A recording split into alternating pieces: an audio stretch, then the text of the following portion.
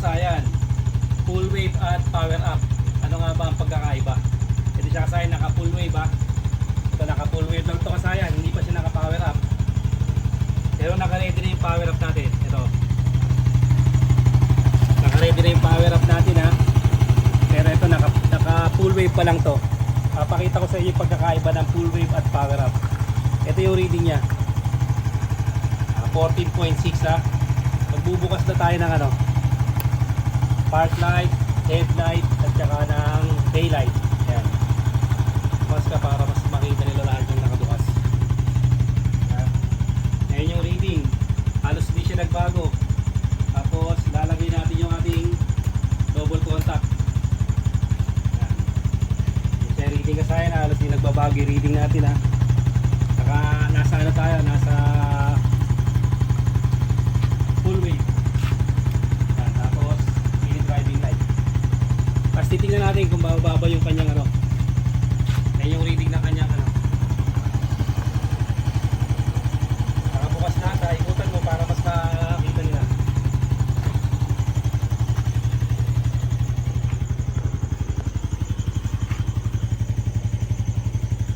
Ikutan mo tapos tuto ka sa voltmeter.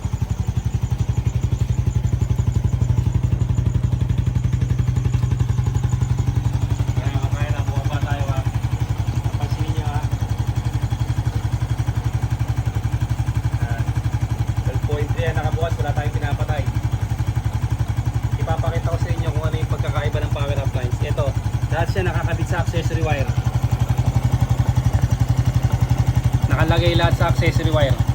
Ayan na, park light, tail light, headlight, mini driving light, double contact park light, signal light, lahat nakalagay sa ano, nakalagay sa ano, sa accessory wire. Ito yung reading natin, 12.3. Kaya 12.4. Kaya kasaya na hindi tayo mag-aaral dyan, hindi tayo magkakat. Hindi tayo magkakat para makita nyo. Makita nyo yung talagang reading niya. 12.3 kasaya na. Ililipat natin sa ano, sa ililipat natin ngayon sila sa power relay. Power relay natin ililipat ha. Ito yung reading ha. Ayan yung reading 12.3 ha. Lalagay natin sa power up lines. Ito na siya. Kaya na uli yung reading natin ha. Bumalik na uli yung reading natin. Ito ha.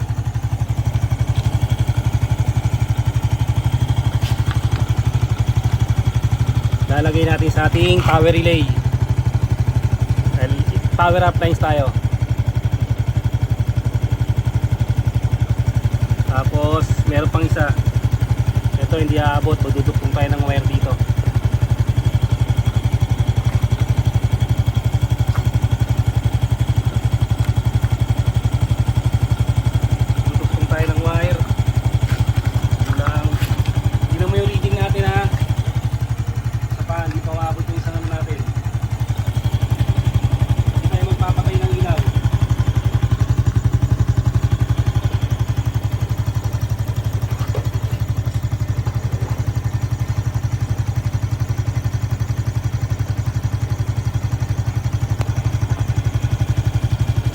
Duduktungan pa natin. Ito yung isa pang ano, kailangan natin maduktungan para malaman nyo kasayan kung gaano pa kalupit ang power up lines.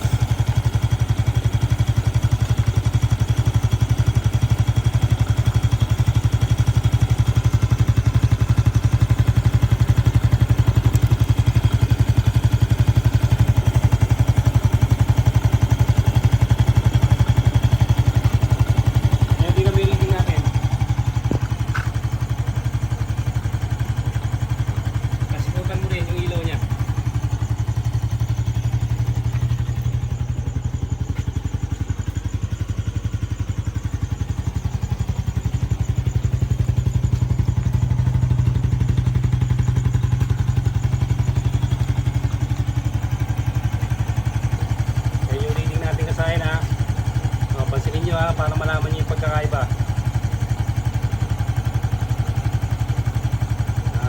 Aalisin uli natin. Tutok mo rito. Aalisin uli natin sa power up ha.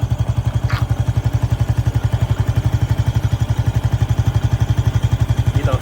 Kabila.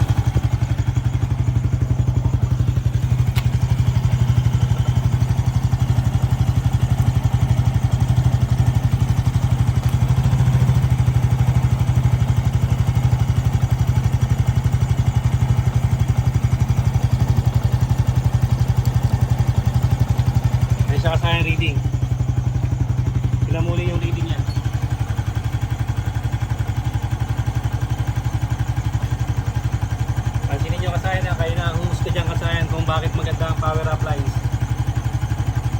Okay, babalik uli natin. Ito yung reading ha. Ayan yung reading. Tapos ito itatanggalin natin. Ayan na, tatanggalin natin ha. Ibabalik uli natin siya.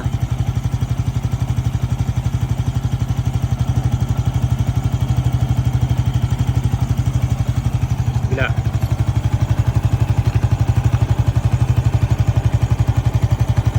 Okay, tignan nyo uli yung reading.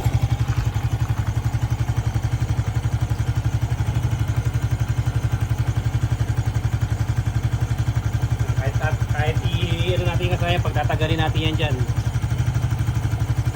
Makikita nyo kasaya kung ano yung pagkakaiba ng power up lines. At saka ng ano lang, ng full wave lang.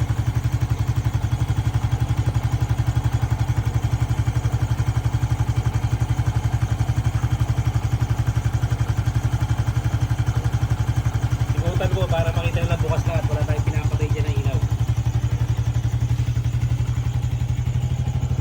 Sabay natin, i-high naman natin ngayon. Sa high naman tayo, high naman natin yung ano natin. Naka-high naman tayo. Yan, ikot. Ikot, tapos reading.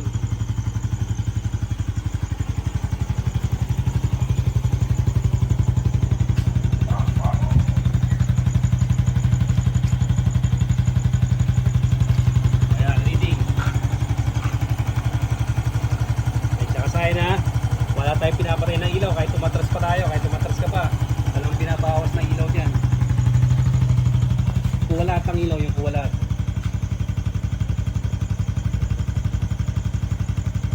Sasa hindi rin tayo nagre-rev dyan. 12 12.9 13 13. Okay, babalik uli natin ha. Okay, tatanggal ulit tayo rito. Tutok. Tutok. Alisin uli natin. Alisin natin sa power up. Tapos yan na.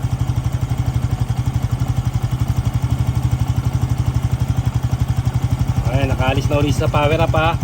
Pupunta na uli siya sa ano, sa accessory wire. Full wave.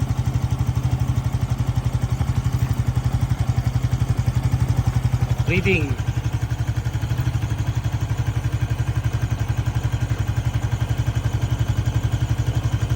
Kaya na humusga ka sa akin ha. Yan, hindi natin pinapatayan. Tignan nyo. Tignan nyo mabuti ha. Wala tayong pinapatay na ilaw dyan. Wala rin sa power up. Walang laman ito. Ay siya kasi no. Walang karga yung power up natin ha. Ayan na. Walang laman yung power up natin. Yung tutok, okay, last na tayo. 12.4. Tatanggalin ulit natin. Pagtanggal natin, kabit sa power up. Tapos ito yung isawain, no? Diruktukan lang natin ng wire. Ito yun na isang 87, tapos sa kabilang 87. Yan, tapos reading. Mga kasayan, kayo na humusga kasayan ha, kung ano yung pagkakaiba ng full wave at full wave power up. Ayan kasayan. Sana'y nakakuha kayo ng idea kung bakit napakaganda ng power up line sa